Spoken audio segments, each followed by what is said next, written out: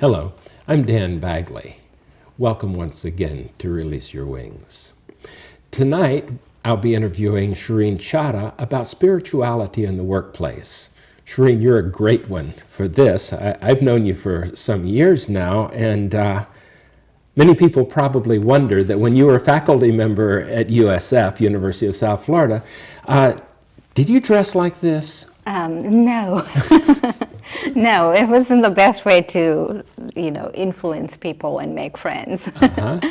No, I didn't dress like this. And I didn't have any desire to dress like this, actually. I was perfectly happy wearing my regular clothes. And I have to say that because even then, you were very involved with the Brahma Kumaris and leading a very spiritual life. Was it sometimes difficult to keep the two separate or integrate them when you're on the job? I had to integrate them. It was no choice. If I had to have a joyous life, I had to integrate them. And so there were a few things I kept to myself, that the few tenets that I did that made sure that I integrated them and I had fun doing it. I like this, had fun doing it. I got to know, what are they? The first thing is lightness, that I had to be completely light about the whole thing. And so I had to keep remembering that it's a game. Because in the evenings I used to do my day job. I had a full-time job, and then I used to go in the evenings and teach meditation. And so there was no way I couldn't do it with a straight face. If I didn't have joy, then how am I going to tell other people, hey, you should have peace and joy in your life? So I had to make sure I practiced it before I did it. And so that I had to remember it was a game. And I had to keep remembering it was a game. At one point, someone had to remind me that it was a game, and then I started doing it. And also, there was a time when I used to have to-do lists a lot, and I used to think, I have to do this, and I have to do that, and I have to do that. And then I realized that was really creating a lot of burden.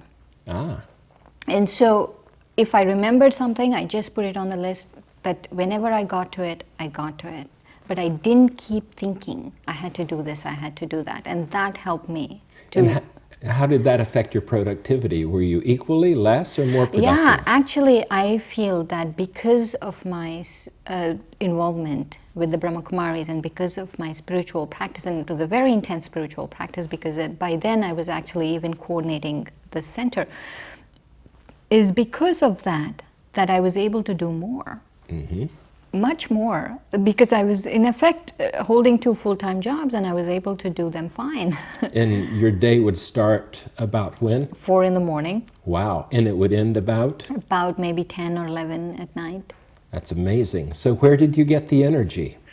I feel being light, not having these burdens. So that's what I was saying, not to feel burdened. And not to feel burdened, and also not to be influenced by people. And so for me, that was really lightness, that I felt that I shouldn't be influenced by people around me, that I have to create an atmosphere in my head, that there's a constant flow of positive thoughts in my own mind, that I'm not getting influenced by people. And also I had a very close and sustained relationship with God. And so any burden I had, I gave it to God. I said, this is yours. This is your life. You tell me what needs to be done, and it always worked. So even in your day job as faculty member, then when you'd run into something, a dilemma or something, then you just let go. Yeah, because I felt I was a trustee, that I was a steward, and that my job was also my expression of my love for God. And so of course, because I felt that way, he would reciprocate that feeling, and he would take care of it. Yeah. Well, it's very common in Western religion to say, let go and let God. And it's nice to know that all over the place that's a functioning thought. So what happens when people ask you questions on the workplace? Because I suspect your behavior was pretty calm, and maybe you weren't of the average harried person working in that area. Is that correct? Or? Yeah, actually it really helped, because I feel in any workplace, especially in corporate America, yes, 50% is the work you do, but 50% is your relationships. Right. And so in many cases, there were situations where my calmness and my not giving in to what was going on really helped. Now, you're doing research also in this area, so this is mainly where you were functioning. Is that right? But also wherever you are, you're dealing with people, and there are differences of opinions, there are conflicts, there are major differences of opinions. And I remember one time at USF, where I was working in the university, the director, so my boss and I were having some major differences of opinion about a particular project, and so we went to the director, and so he really appreciated, later he came and he said, I really appreciate the way you're so calm about the whole thing, that you are not getting upset like he is. So it's easier to handle it, even though the situation didn't go the way it did, that it's easier to handle it. So when you're in the workplace and living a very spiritual life, and having a second career in your spiritual life directing the center, did you ever proselytize or tell people you ought to come and, follow the path I'm following? No. For me, I feel it's better to live your values, to live your virtues, than to advertise them. And that itself is the advertisement. And I felt, no, it's not, and also it's important that I didn't condemn if other people were doing it. Because what I noticed in the university environment when I first started, that it was very liberal, and then as time went on, especially later years, till recently, that people were becoming very Christian, that there were lots of very Christian people, like very educated people were becoming very Christian. And I was noticing that there was a difference in the way I was doing my spirituality and their faith, that there was a slight difference. But I really felt that not condemning anything, not judging them for what they are, not proselytizing, or them, even if they proselytize with me, that I just had to overlook it. Yeah.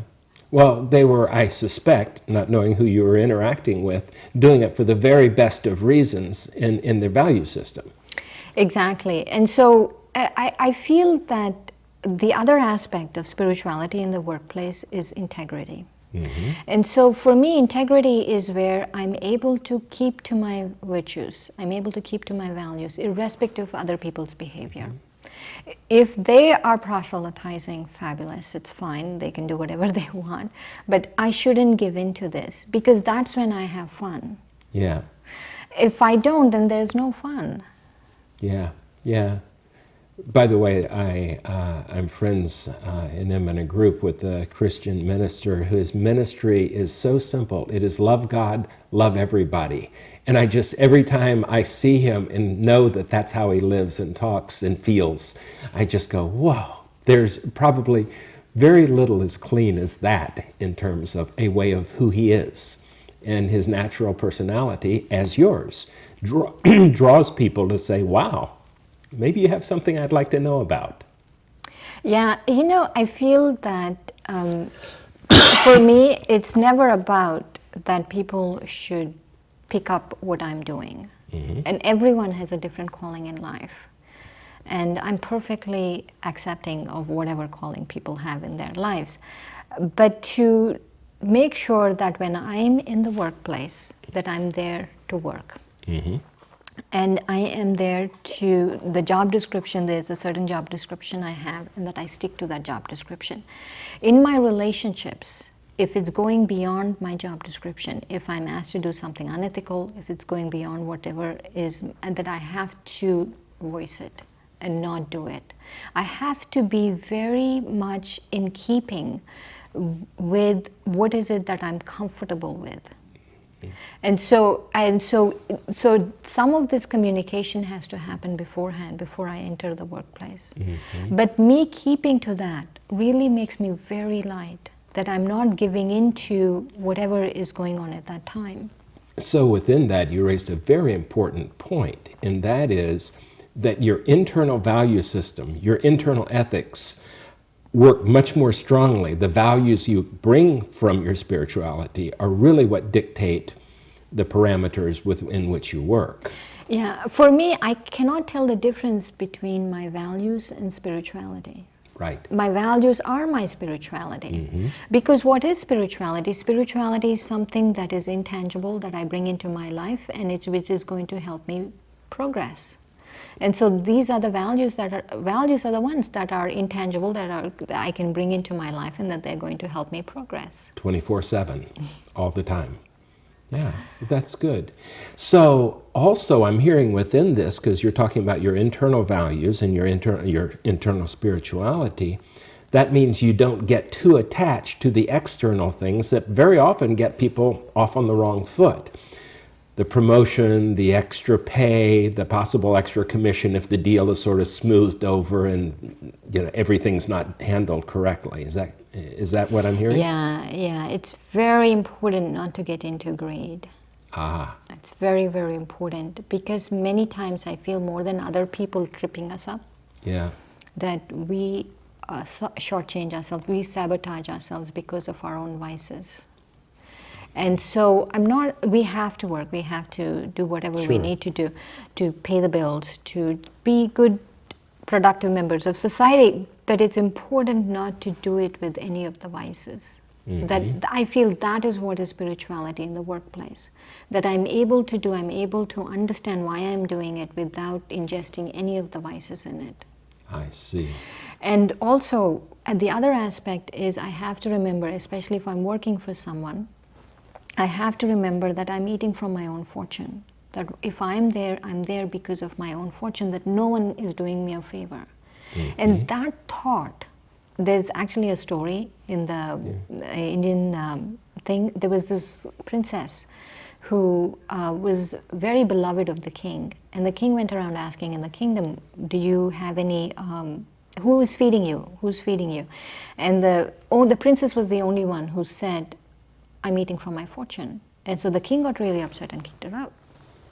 And so eventually, a few years later, the king was walking through the neighboring kingdom, and he saw this gorgeous mansion. And he went and knocked on the door, and it was his daughter who opened it. And he asked his daughter, what happened? How come you have this? You were kicked out. And she said, I'm eating from my own fortune.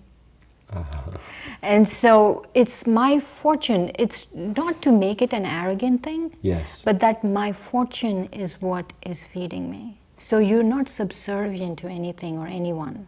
So it's the core of your being rather than the core of your doing that paves the way forward. Yeah, because whatever we need really comes to us. So and we have to remember that whatever we need comes to us, and also that I'm here because of my fortune.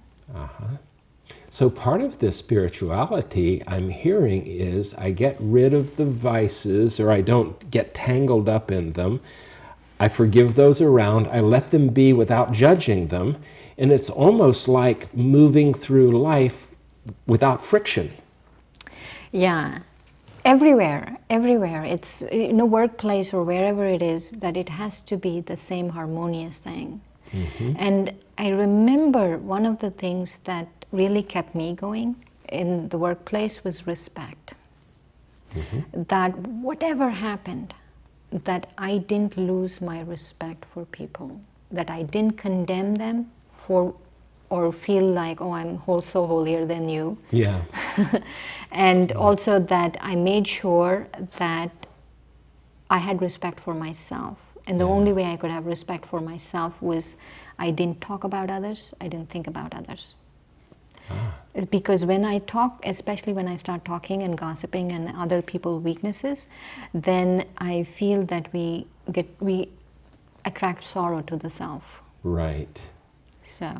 So the last thought on that is then not only lead a life of letting yourself move smoothly, but don't get tangled up in criticizing and gossiping about others as well.